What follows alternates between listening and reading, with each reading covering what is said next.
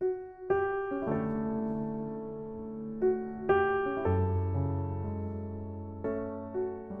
그분을 받기에 다시 이전으로 돌아갔습니다.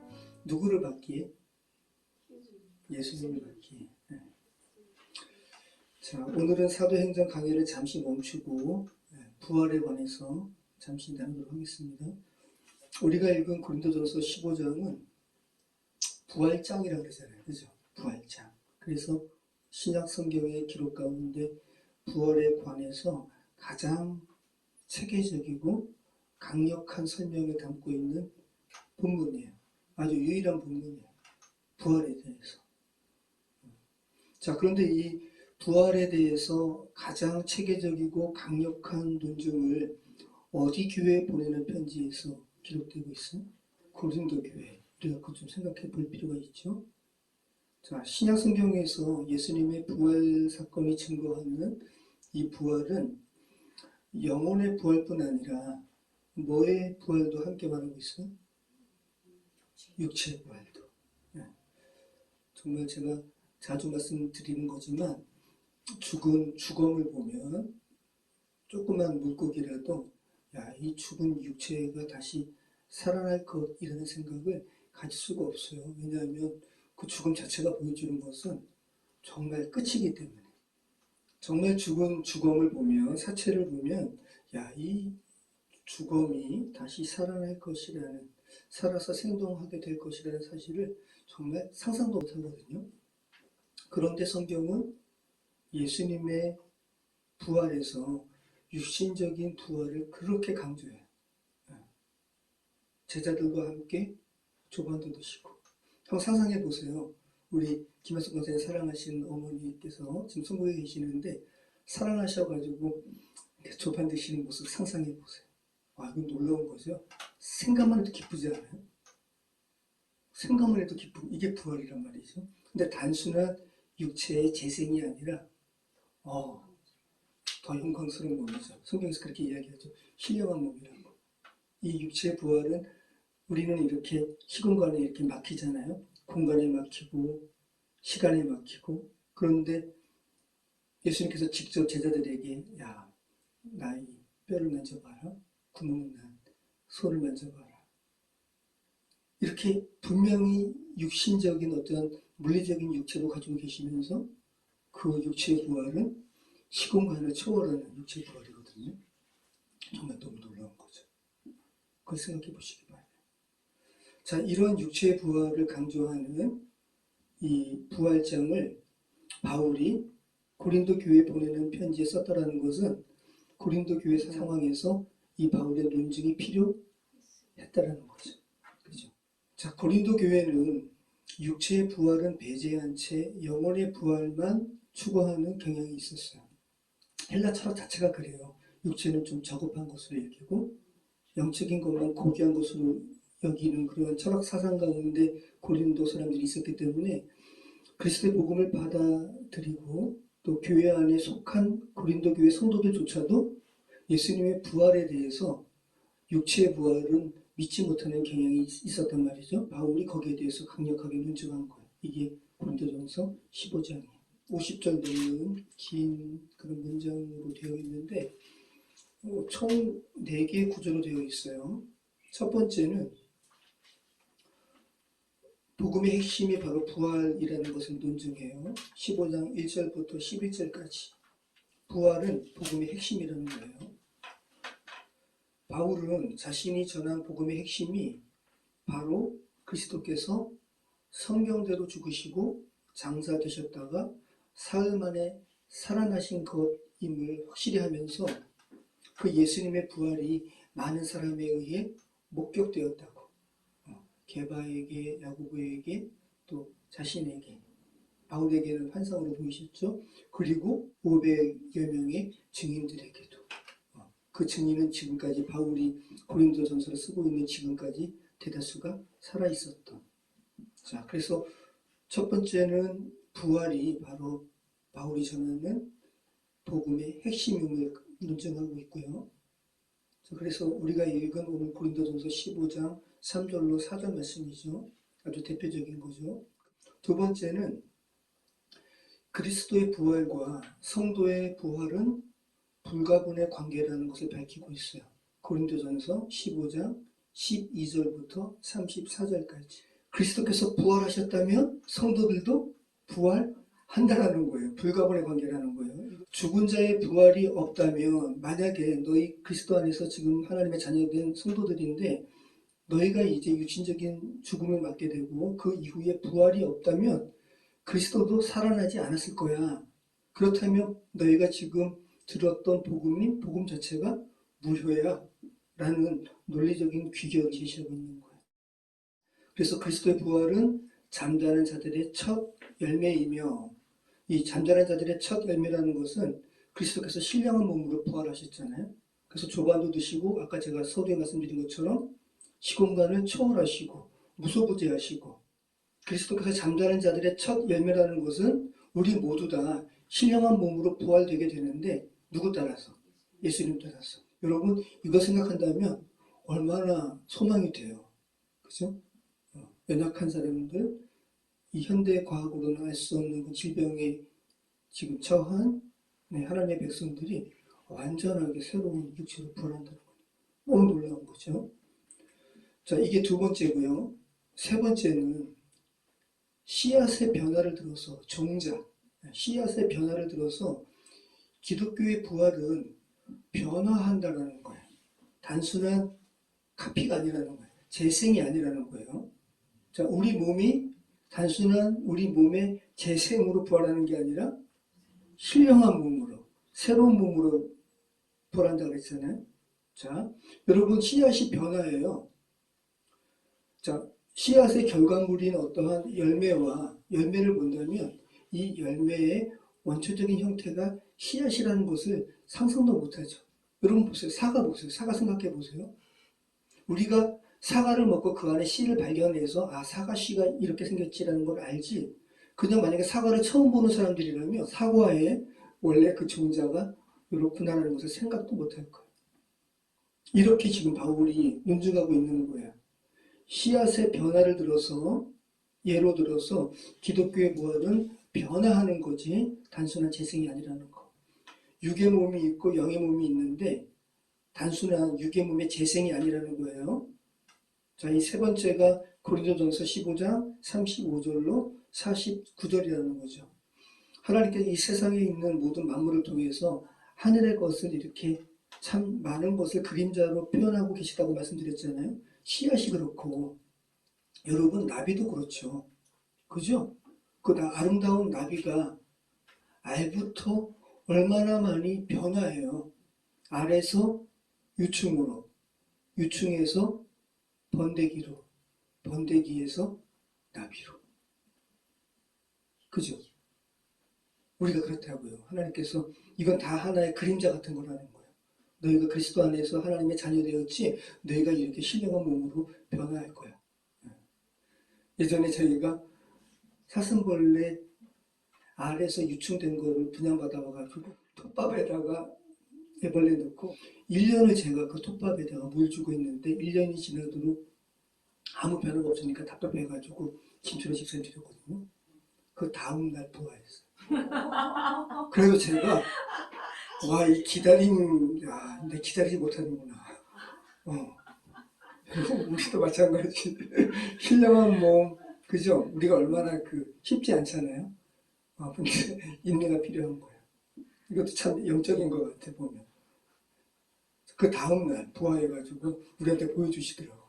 자, 이게 제가 지금 고린도전서 구조를 지금 3개 지금 했잖아요. 총 4개 되어 있다고 그랬어요. 첫 번째는 부활은 복음의 핵심이라는 거고, 두 번째는 그리스도의 부활과 성도의 부활은 불가분의 관계라는 거. 세 번째는 씨앗의 변화를 들어서 기독교의 부활은 변화하는 것이지 단순한 재생이 아니라는 거. 네 번째는 그러함으로, 부활에 대해서 이렇게 논쟁하고 있잖아요. 그러함으로 성도들아, 그리스도를 믿는 믿음에서 흔들리지 말고 부활을 소망하라 라는 권고로 마치고 있어요. 얼마나 논리적이에요. 고린도전서 15장 부활장이 이것을 50절에서 58절까지 논증하고 있어요. 자, 그래서 이 바울이 그리스도의 부활을 설명하면서 씨앗의 변화를 예로 든 것처럼 씨앗이나 나비의 변화는 단순히 물리적, 형태적 변화잖아요. 그런데 그리스도의 부활은 그것을 넘어서는 부활이죠. 육체의 몸에서 신령한 몸으로 변하는 거니까.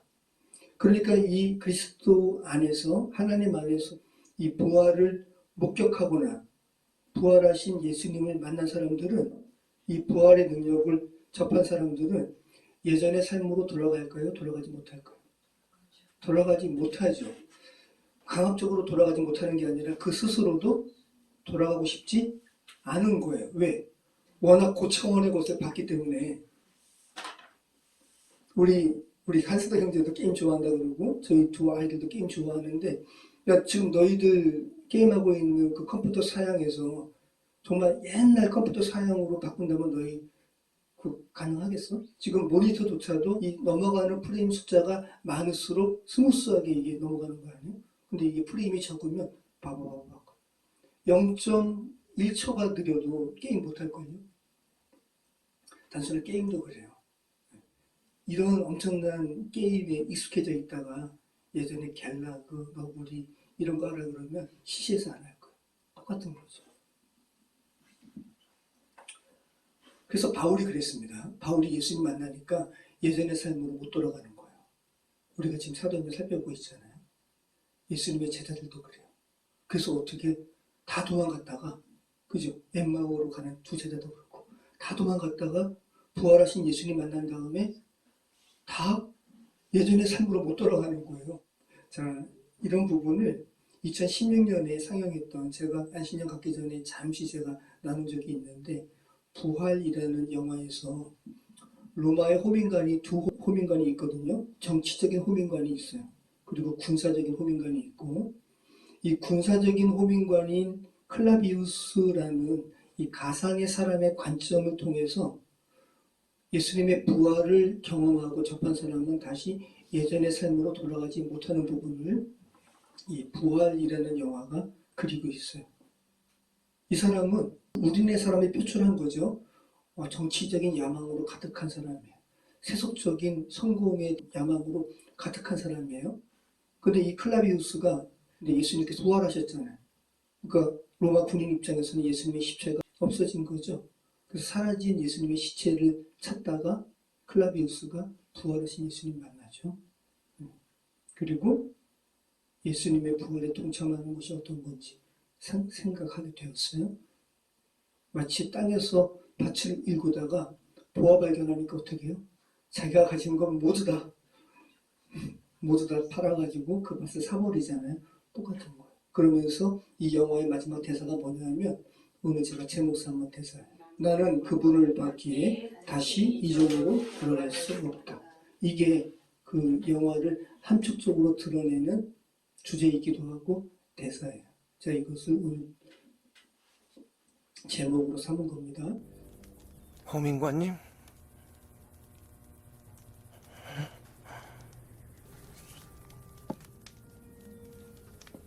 값은 이걸로 치르지. 정말 그 모든 이야기를 믿습니까? 내가 믿는 건 이제 난 예전과 같을 수 없다는 거야.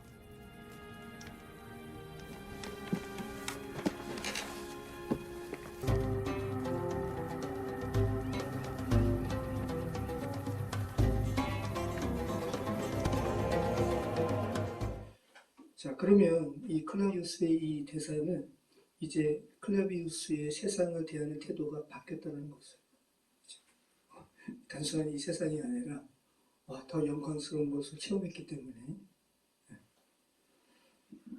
자, 육신적인 안위와 물질, 재물, 명예를 넘은 보다 본질적인 것을 만났기 때문에 그것을 추구하게 되었다고 이렇게 고백하고 있는 거예요. 자, 아까 드린 말씀처럼 정말 고차원을 경험하면 저차원의 세계가 시시해 보여요. 1차원은 점과 선이에요. 점과 선.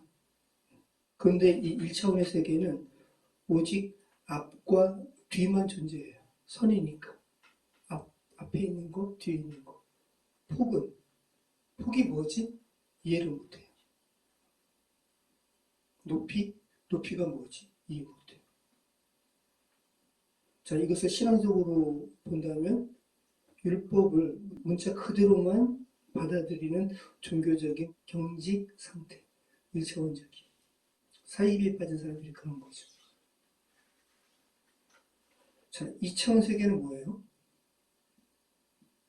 선이 쫙 이렇게 계속 이렇게 나열되면 면이 되죠.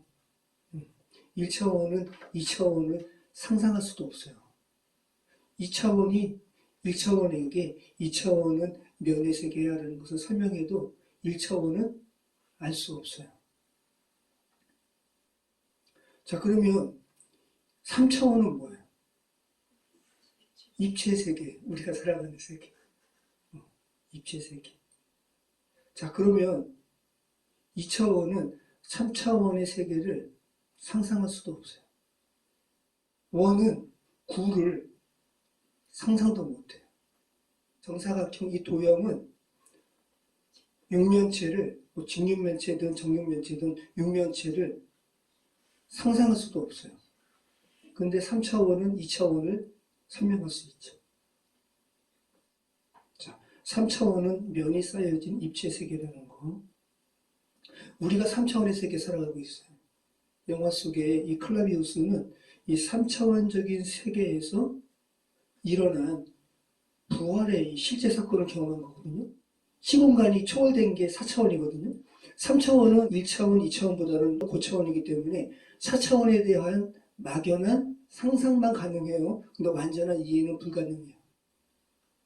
3차원 밖에서 실제가 3차원의 시공간에 이렇게 침투해버린 것이 이게 부활의 사건이라는 거예요. 그래서 클라비우스가 와, 이 3차원의 자기 인식과 또 자기의 사고로는 경험하지 못할 것을 경험했기 때문에 이제 나 예전으로 돌아갈 수 없다고 얘기하는 거예요. 참 이게 어렵죠, 그죠? 저도 지금 3차원 안에 매여 있으니까 4차원의 이것을 설명하는 것이 어려운 거죠. 그런데 하나님께서 예수님의 부활로 인해서 4차원의 신령한 몸이 어떤 것인지를 알려주셨단 말이죠. 벽을 통과하시고 무소부지하시고 우리는 4차원의 세계를 상상할 수는 있지만 경험할 수는 없단 말이죠. 왜? 우리는 지금 동시에 한 공간에 우리가 또 다른 공간에 있을 수 없단 말이죠. 그리고 우리는 시간을 역행할 수가 없단 말이죠. 근데 이 4차원의 세계는 3차원보다 더 고차원 세계이기 때문에 시간도 역행하는 거. 이거는 뭐 말로 설명할 수가 없어요. 말로 설명하면 더 유치한 거예요.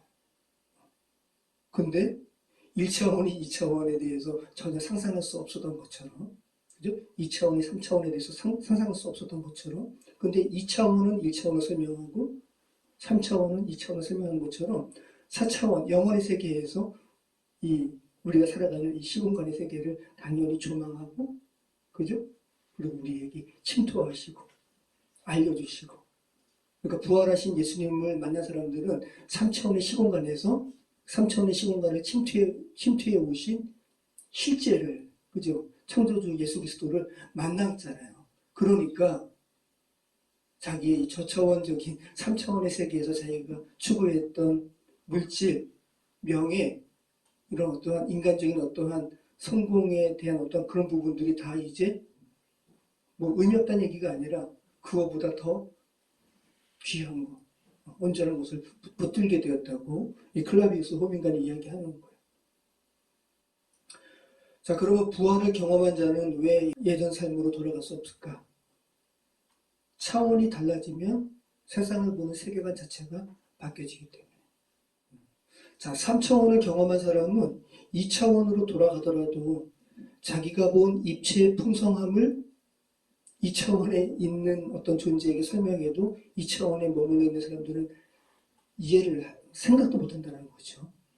2차원이니까 입체를 어떻게 설명해도 알 수가 없는 거예요.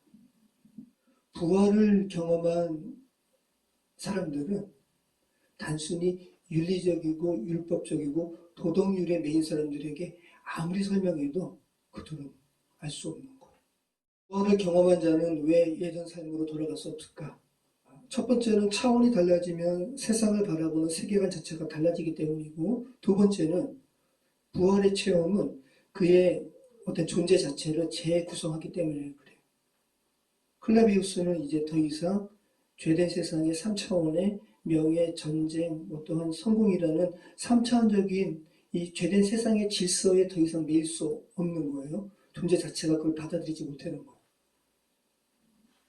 영원하신 예수님을 경험했기 때문에. 그래서 완전한 새로운 피조물로 이렇게 나아가고자 하는 이제 그런 바람이 생겼기 때문에 이제 예전에 그런 추구했던 것들을 다 버리게 됐다는 거. 한번 영원한 하나님을 경험한 자는 다시 이전의 삶으로, 잠깐만 차원 얘기하니까 어렵지만 저 차원으로 자발적으로 돌아가지 않는다라는 거. 근데 어떤 사명이 있다면 돌아가죠. 그죠? 그럼 예수님께서 이 땅에 오셨다라는 것은 정말 엄청난 거죠. 예수님께서, 그러니까 우리로 이야기한다면 사람인 여러분이 개미처럼 되는 거예요. 기꺼이. 개미가 정말 1차원적인 평면의 점으로만 이렇게 기어다니는 거예요. 기꺼이. 영화 속 이 클라비우스 호민관처럼 부활하신 예수님을 직접 만나 변화된 자는 자신의 삶을 재정의하게 됩니다. 여러분은 지금 율법적인 1차원적인 그런 틀을 넘으셨는지, 또 도덕률과 어떠한 선행에만 갇혀있는 삶을 탈피하셨는지, 여러분이 정말 예수 그리스도의 부활이라는 실제, 영혼에서 여러분이 지금 살고 있는 시공간으로 침투하신 이 영혼의 침투를 정말 경험하셨다면, 체험하셨다면 저와 여러분의 그런 세계관은 정말 바뀌어질 거예요. 근본적으로 달라질 거예요. 그러한 부활을 체험하시고 또 부활을 온전히 앙망하시고 살아가시는 저희 여러분의 삶이 되었으면 좋겠습니다. 기도하겠습니다. 참 좋으신 하나님 감사합니다. 부활의 날에 예수님께서 2025년 전에 부활하신 이것이 정말 단순한 종교적인 단어가 아니라 인간에게 있어서 놀라운 새로운 시간 속으로, 새로운 세계 속으로 들어가는 그러한 열쇠를 주께서 주시고 여신 첫 순간인 것을 다시 한번 기억합니다. 아버지 하나님, 저희도 잠자는 자들의 첫 열매가 되신 예수님처럼 저희도 그런 신령한 몸으로 부활하게 되는 그런 저희가 되기를 소망합니다. 아버지 하나님, 이 세상에서 정말 저차원적인 것들 저희가 다시 추구하지 않도록 도와주시고, 정말 저희의 세계관이, 저희 존재 자체가 근본적으로 바뀌어지는 우리의 삶이 되게 해주시옵소서. 예수 그리스도 이름으로 기도합니다.